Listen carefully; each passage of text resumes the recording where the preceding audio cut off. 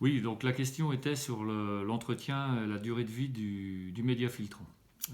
Donc pour préciser ça, dans le filtre, dans le processus de filtration, il n'y a pas de réaction chimique. C'est-à-dire que le produit qu'on met dans le filtre, c'est une roche broyée.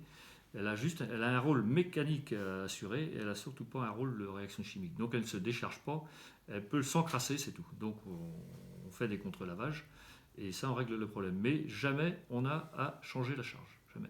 Donc pas de filtre à acheter. Pas de consommable, pas de. Au pire, s'il y avait vraiment un problème que la personne n'a pas vu que son eau s'oxygénait pas ou qu'il y a eu un blocage de vanne et que le filtre est complètement encrassé, qu'il faut, bah là il n'y a pas le choix, il faut y aller mécaniquement. On vide la charge, ça se fait facilement. On a prévu des trappes sur le filtre pour ça, pour que ça se fasse facilement. On sort la charge, on la nettoie dans un godet avec un pali, on brasse et on la remet dedans et tout repart comme au premier jour. Il n'y a pas d'investi, il n'y a pas de consommable, il n'y a qu'une intervention et quelques heures de main-d'œuvre, terminé. D'accord.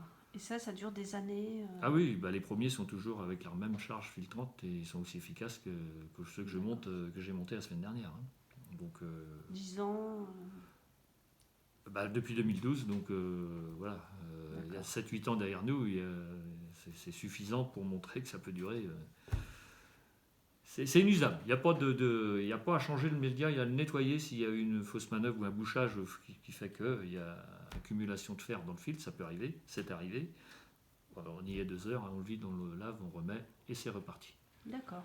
Et Et ça la lui. personne n'a que 2 heures de facturer et non pas du média à changer et tout un bazar, quoi. D'accord. Voilà. Très bien.